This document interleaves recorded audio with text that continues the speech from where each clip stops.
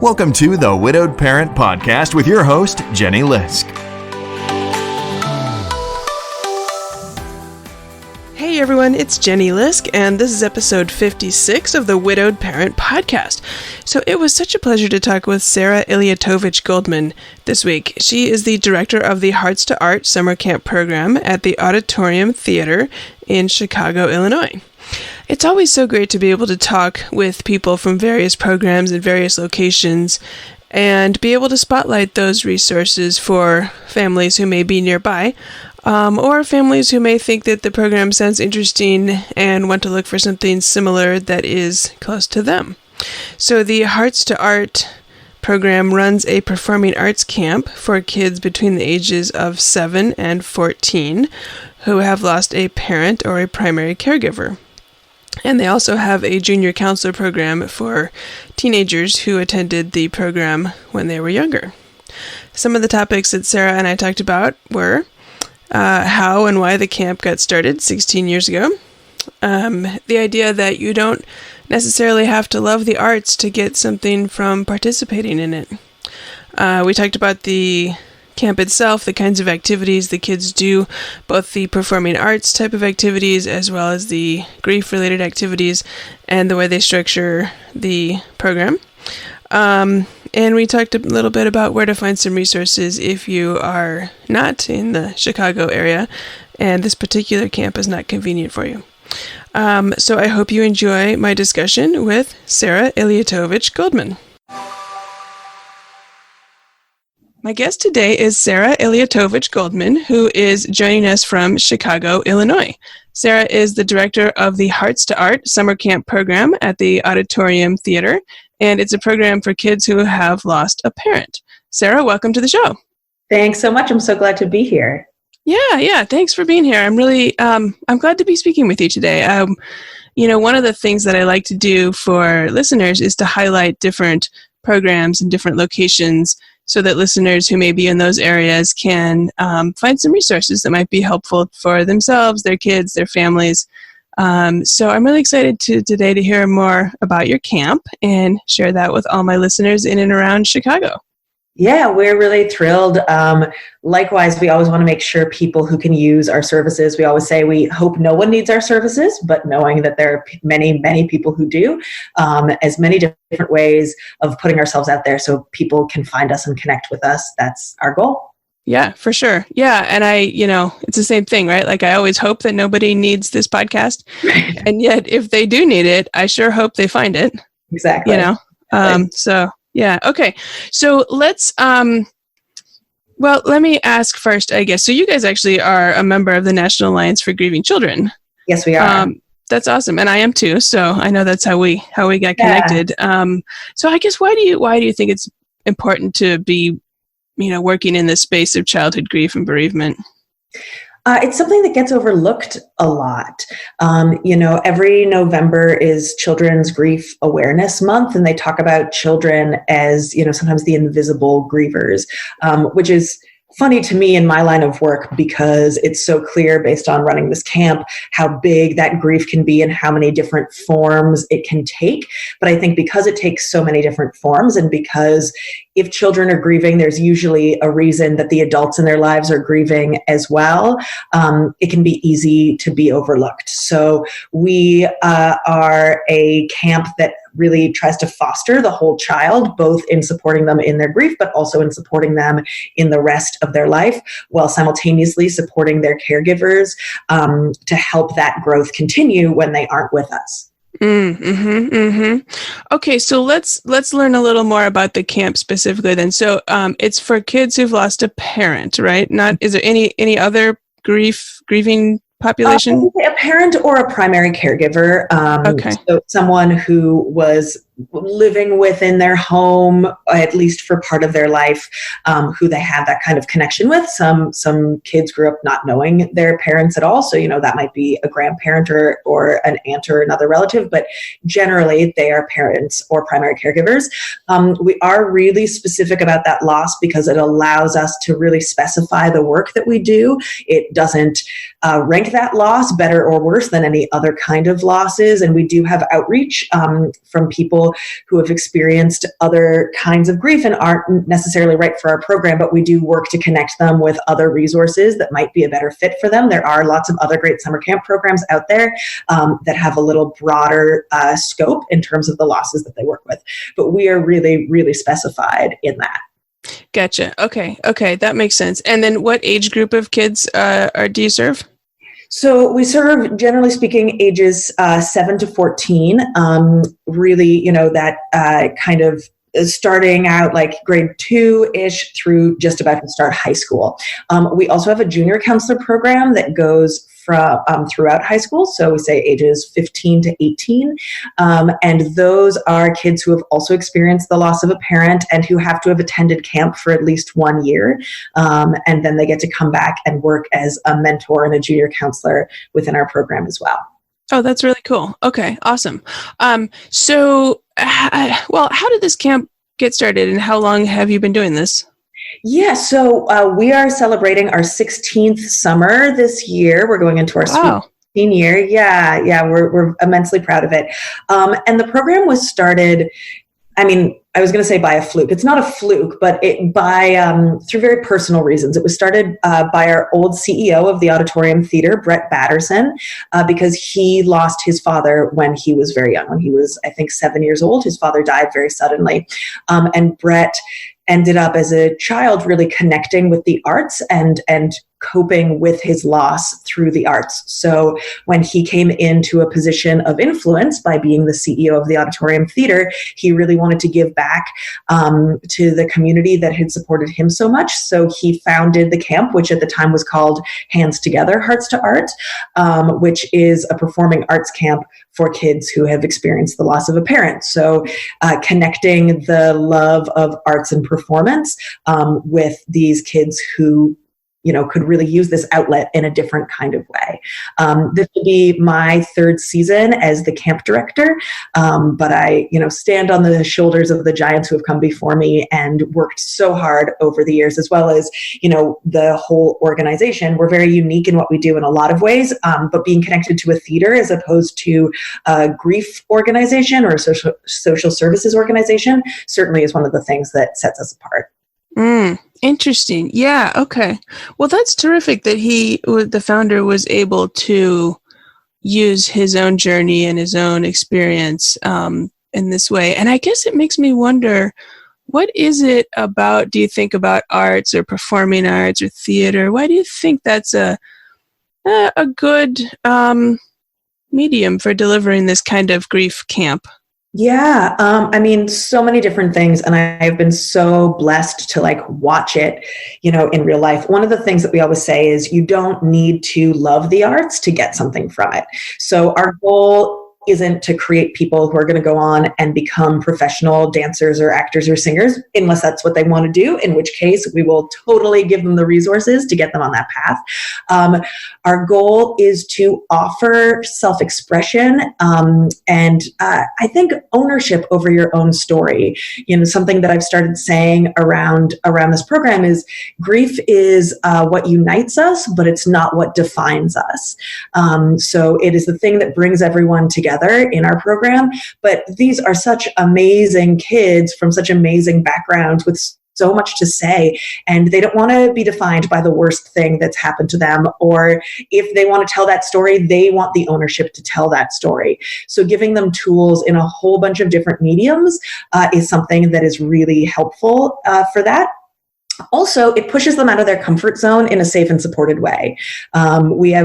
We run 2 sessions based on our age groups, and in each session we do 2 different kinds of performances. So they have a performance every week, and our whole thing is there's power being on stage, there's power being vulnerable, there's power in the work that we do. So even if you don't love it, even if you're never going to do it outside of camp, just being on there for a minute, 2 minutes, and sharing yourself with the community and with your families is a really powerful and transformative thing. That's fascinating. It reminds me too, and so I think it depends on the individual, right? Because some of those same themes you're talking about, other people say that writing is the vehicle that they, whether it's journaling, whether it's writing a book, or some form of of writings. And I think what you've got me thinking about here is, as a parent, thinking really about your kid and which of these vehicles, maybe you try a bunch of them, but, trying to find something that lets them own their story, lets them express themselves, try some new things. Yeah, we do a lot of writing exercises as well, both through our arts classes and in some of our more reflective things. We have kind of a mindfulness program that we do throughout camp as well. So there's lots of opportunity for inward reflection and writing as well, which some kids take to more. Because we're a theater, we focus on the performing arts side. And I do think that even if you're writing down, that can be something that can be very insular. I say this as someone who also is a writer professionally and has a background in that. It can feel insular and isolating, and maybe you're able to get your thoughts out, but then what do you do with them? So sometimes the opportunity to, be part of a choir singing a song, even if that song isn't directly your story or directly coming from you, it's connecting and it's outward. And I think that a lot of our campers, because of their circumstance, have been pushed inward in other moments in their life as well. So having that moment to be pushed a little on the other side of the spectrum is something that's really beautiful. And we love to see, while still giving them that opportunity to, reflect and to look at what's going on with themselves in a deeper kind of way. Yeah. Well, it's great to know that there are these programs out there that can give kids these opportunities. Let's talk a little bit about the camp itself. So it's a day camp or an overnight camp? It's a day camp, yeah. So our sessions are 9 a.m. to 4 p.m. Monday through Friday, and each session is 2 weeks. We do have some pre-care and post-care, so they're pretty full, long days, but we do not have overnight options at this point, yeah. Okay, so it's primarily then for people who are easily accessible locally to come each day. Yeah, we do have some people who come in from out of state, but they are people who have connections in Chicago and family or community there where they stay. But we do have a few campers every year. We've got someone from New York and Ohio and California who fly in to spend the summer with us. Terrific.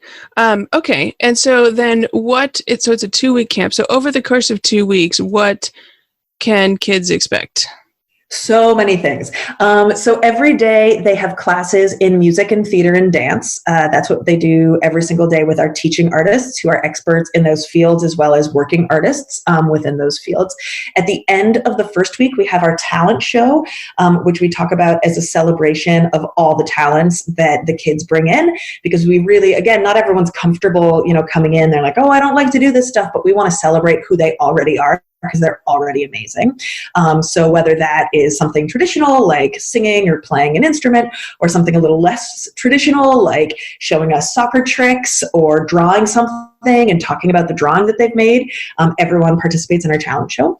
And then at the end of the second week, we have a final performance, which is a celebration of everything they've learned at camp. So that's where they show off the skills that they've been learning in those 3 classes, music, dance, and theater. And then we do a lot of that kind of work in the morning. In the afternoon, we do a vast variety of things. Sometimes we have rehearsals for the shows. We also have a clinical component to the camp. So 3 times per session, we have licensed clinicians who come on site, and we break the campers into small healing groups where they have the opportunity to talk about their loss if they want. No one is ever forced to talk about their loss, but they do some different activities. It's a lot of play therapy to get them kind of familiar and comfortable with realizing that they're not alone, and kind of starting to tiptoe into those waters if that's a place that they want to go. That concludes on the second week with a memorial ceremony to the parent that they've lost. So we all come together as a camp to do a memorial ceremony for the parent that is lost. We invite caregivers and other family members who want to join us to attend that.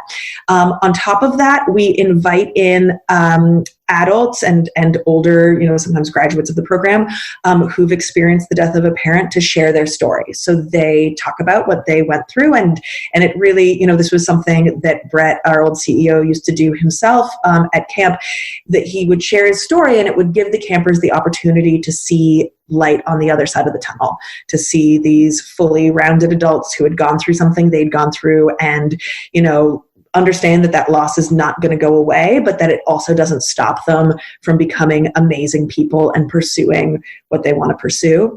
And then we also have artistic workshops with outside groups within Chicago who come in and do other kind of work with us outside of those three mediums that they're learning about. So sometimes it's visual art, sometimes it's like, a specific dance thing, like a tap dance group that'll come in, or stage combat, or, spoken word poetry, any number of other things to have fun, and also to just expose them to different mediums of expression and learn a little more about what's available in Chicago. So very, very packed days. It sounds like it, yeah. But that means that there's a little something for everyone, and a lot of opportunity for growth and connection as a community as well. Yeah, oh, that's terrific. It sounds like you guys pack a lot into 2 weeks. Yes, we do. We do not stop moving for those 2 weeks. Yeah. And so is it, like, how many sessions do you have in the course of the summer? 2. So the first session is for 7 to 10-year-olds, and the second session is for 11 to 14-year-olds. And again, in our specializing, that just allows us in the activities we choose, in how we approach the small group therapy, in all of these different elements, to really hone in on the specific needs of our campers, and look at like where they are on the developmental level as well. So yeah, it can be challenging, I know, for families when they're like, oh, our summer plans don't allow for that one little window. But that we do like to make sure that we're offering a really quality resource that is as specific as possible to the people in our community. Mm-hmm. Yeah, that makes sense. Okay. So can you tell me a little bit more about the junior counselors then, and what role they have in this camp program? Yeah, our junior counselors are amazing. So as I said, they are people who have previously attended our camp and then have aged out of the program. A lot of them have been with us for many years. And, we have a little graduation at the end of every year for our 14-year-olds. And so a lot of them come back because they've been with us for so long. They're like, what would we do without this? And we don't want to lose them either. The way we work through the camp day is we divide the whole camp into 4 groups. And so junior counselors fulfill a lot of different roles, but they are usually paired with a group leader in one of those 4 groups. So you have like kind of a teacher and an adult running the group, and then you have a junior counselor paired with them. That gives the junior counselor the opportunity to learn from that adult. It's a real mentoring opportunity. A lot of them have never had jobs before. This is kind of like a summer job where they get to learn and grow in a setting that they're familiar with. And they still get to make those connections with the campers. And I know that that's so important because as a staff, one of the first questions a lot of us get asked are, have you lost a parent? And that's true for some of the staff. That's not true for some of the staff. But it is true for all of our junior counselors. So again, that kind of mentorship, leadership for younger children to be able to look up to their peers and make that very deep connection and see people who are thriving. A lot of times when kids show up at our doorstep, they aren't super psyched about camp. Often a parent has signed them up and they're like, what is this? And what is going to happen? And is everyone going to cry all day? And like, I don't want to do this. That usually changes within the first couple of hours, but the junior counselors are a really important bridge in that, in them being like, I have been in your shoes, I understand, I'm here to help.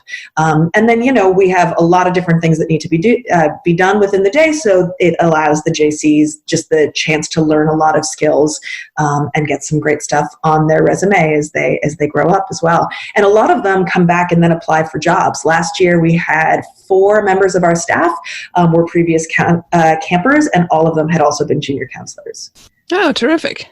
Yeah. Terrific. Well, I guess, since you've been going for, what did you say, 16 years? Yeah, this will be our 16th summer. Nice. So you've got a pipeline then of people now who can come up through like that. Yeah, that's right. Last year, I was only working at camp part-time because I was on maternity leave. And the woman who actually filled in for my maternity leave, and who's my right hand in all of this, started as a camper like over a decade ago. And she's moved her way through every possible job that we have to offer, and up into our leadership team.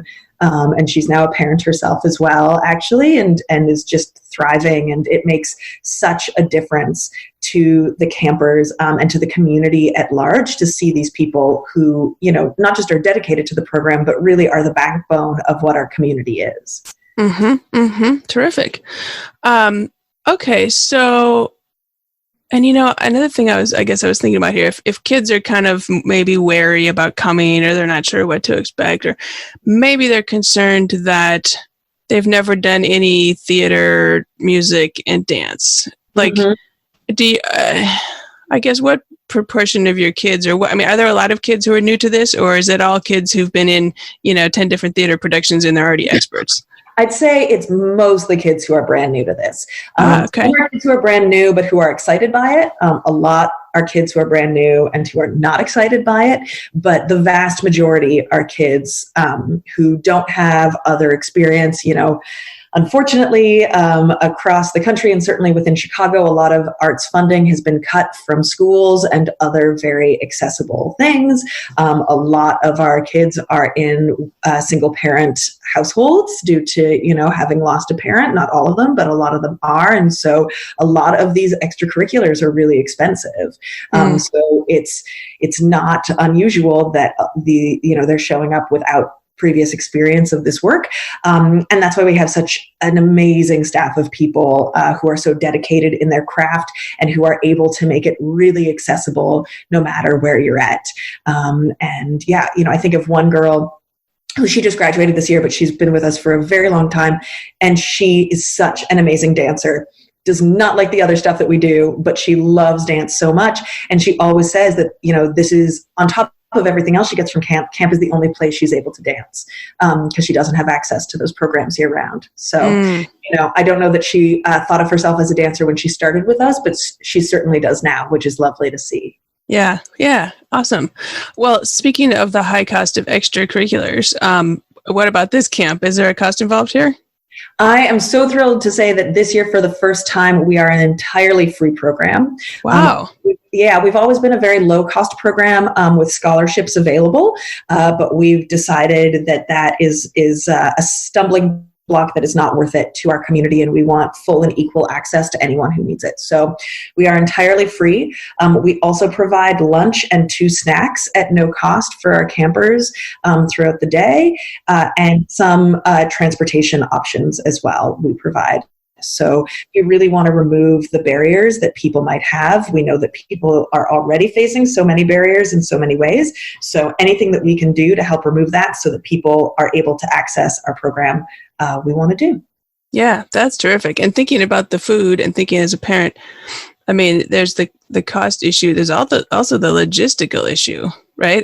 If you got to get your kid out the door in the morning, and you got to pack a lunch, and you're trying to get to work, and just so that's wonderful to just scratch that off your list.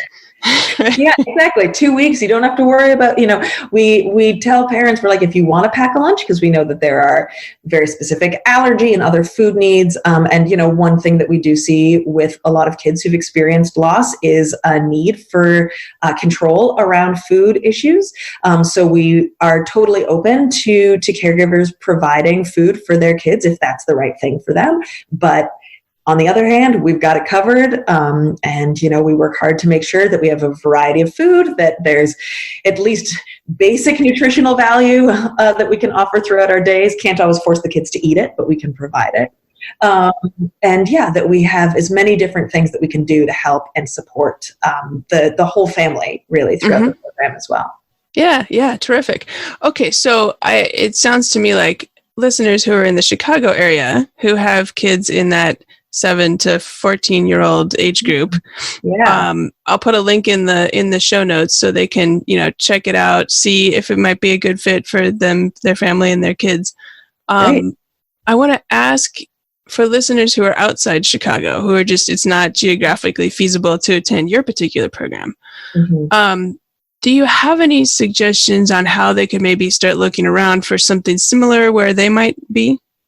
Yeah, well, if you go to our website, we do have a lot of other resources on our website as well that we can link you to, or the opportunity to email or call us, and we can help link you to more specific things. I do calls like that all the time. Always want to make sure people have what they need. So, that's one place to start. I will say that our old CEO now runs a theater in Memphis and has started a similar program down there. So if anyone is in that area, I don't unfortunately know the name of it, but, if you're doing some Googles, I'm sure that you could find that as well. It's a much newer program, but I'm sure with a lot of the same ideals and goals. I will give a big shout out to experience camps as well. This is a summer program. It's very different. It's not performing arts based. It's sleepaway. I believe it's for about a week each summer, but that's all over the States. They've got different ones all over. We've connected because they just started a Midwest one in Michigan last year. So I know that there's one there and out west and like a whole bunch of different locations. And it's really beautiful work that they do. And I know that they do busing from major cities as well to those places. So even if you aren't super close to those locations, there might be options. And similarly, even though it's not performing arts based, it is the kind of thing where it's very based on community and the opportunity to explore your loss through other things. So I know they do a lot more of the quote unquote traditional, overnight camping things in the wilderness. And so they're using a different set of skills, but similarly with counselors and other people there to help strengthen that camper's confidence and ability to own their own stories and situations. Mm-hmm. Awesome. Okay, well, I'll put a link to that in the show notes then as well, too. So that it sounds like listeners, whether they're in your area or elsewhere, have some places to start to look at. Yeah, and I thought, that you've recently done interviews and connections with the Doogie Center, which we love so much. There's so many great, now, in the age of the internet, there's so many great online resources as well. What I like about that is that it can really be customizable to your needs. They can connect you to on-the-ground places that you can go, but it also really allows for such a vast array of different things. And, one thing, it's so interesting, people always ask, as you did, do we take campers with different kinds of loss? I say no, because we're being so specific. But even within our specificity, our campers, their experience is entirely different from each other, and they're entirely different. It's not one blanket kind of loss, having lost a parent.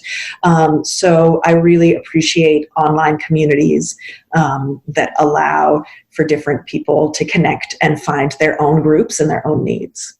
Mm-hmm. Yeah. Okay. I love it. Well, that's good. I'll put all those links in the show notes. And what you said reminded me also of my discussion recently with Aluna, which is a national network with Camp Aaron and all kinds of things, but including, I was thinking about their resource library, and they actually, you can call them up and say, I'm in this location, this is the age of my kids, this is our situation, and they can put together some customized resources. Yeah, their network and their library, how they have that is so wonderful. They're great. I use them as a resource all the time as I'm looking for resources for people. Yeah, terrific. Okay, I'll put that in the show notes too, in case listeners missed that episode a few weeks back. Okay, well, hey, look, let me ask you one more thing here. So if you could say one thing to widowed parents, what would you say to them? So this is a hard question for me because I'm not a widowed parent. And so I never want to say something that is, pretending that I'm in shoes that I'm not in. Sure. So let me just start with that as a caveat. I think instead of saying something like a piece of advice, I'll share a story from a camp experience that we had. Our clinical director just retired this year. We have a new clinical director this year, but she'd been with the program for over a decade and was wonderful.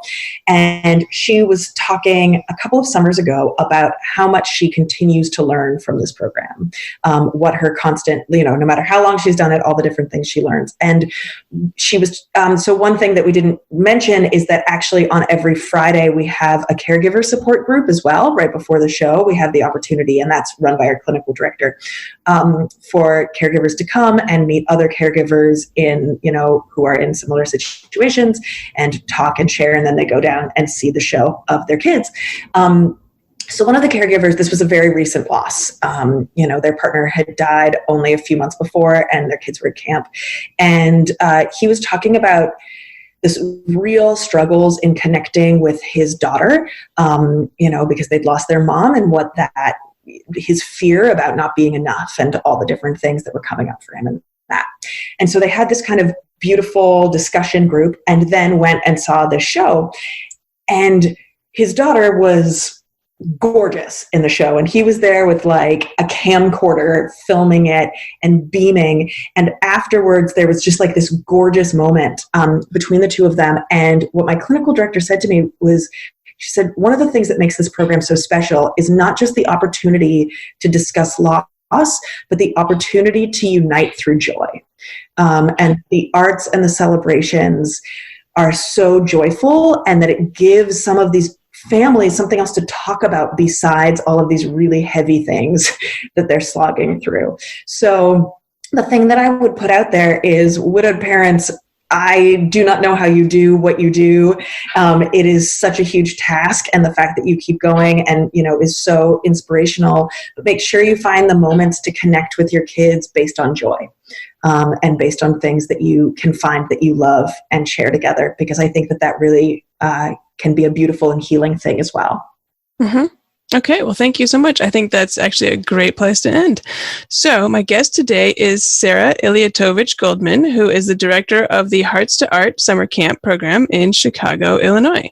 So Sarah, where can listeners find you guys if they would like to learn more about your camp? Yeah, you can find us online at Hearts to Art, one word, so HeartstoArts.org. Our applications are live and available. You can just fill one out very simply and press submit, as well as lots of other information about camp and contact information both by phone and by email to get in touch with us. Also, we encourage you to follow us on Facebook. You can find us Hearts to Art there as well. We, on top of sharing information about camp and campers and all kinds of things, we also share a lot of resources. So things like podcasts and articles and other programs to try to connect with our community. So yeah, if anyone is listening in Chicago, we have an amazing trivia night event that all the money goes to support camp happening at the end of the month. It is a totally wild, fun night. So lots of good things if you follow along. Fantastic. Well, Sarah, thank you so much for speaking with me today. Thank you so much for having me. I hope you enjoyed my interview with Sarah Illiatovich-Goldman as much as I did. You can find show notes and all the links at widowedparentpodcast.com. Look for episode 56. So I have been working again lately on the memoir that's based on my Caring Bridge journal from the time when my husband Dennis was sick. He was sick for about 8 months back in 2015 mostly, until he died in January of 2016. And I am working on the memoir based on the journals. What I'm doing, what I have already done, is added reflections more recently after each of the journal entries, talking a bit about, reflections now on the experience, as well as particularly with the aspect of parenting through the terminal illness of a spouse. So parenting from the perspective of the spouse who's not sick and the spouse who is going to ultimately end up being the widowed parent. So I have completed the first draft. I actually finished that last August. And I have been working back through on the self-editing process before I get a professional editor involved. So I'm looking forward to getting that out here in the coming months. The other thing that I am working on as well, and it's more in the research phase now, but it's the second book. It's going to be called The Widowed Parent Handbook, and so it's based on the podcast. A lot of the podcast interviews are actually research for the book as well. So as I work on the outline here, I really would love to know If you would just write to me and let me know, what would you expect to see in a book like this? I've got a pretty good idea of a lot of the elements that I want to include, and I've learned so much from my guests, and I'm trying to get it into some kind of structure that makes sense and trying to figure out what gaps I still have. And part of figuring out those gaps is I really want to make sure that I've covered anything that you, as a listener who's a widowed parent, what would you expect to see in a book like this? And, it could be big, small, it could be a topic that you've got in mind. It could be a particular question that you would look to have answered ideally. Shoot me a note. It's Jenny at jennylisk.com. So Jenny at JENNYLISK.com. And would love to hear what you'd like to see in the book, so I can make sure that it's really useful and tailored to what widowed parents like yourself are hoping to find. So with that, I hope you have a great week. Thank you so much for listening, and until next week, keep smiling. Thank you for listening to the Widowed Parent Podcast with your host, Jenny Lisk. Connect with us on social media and at widowedparentpodcast.com.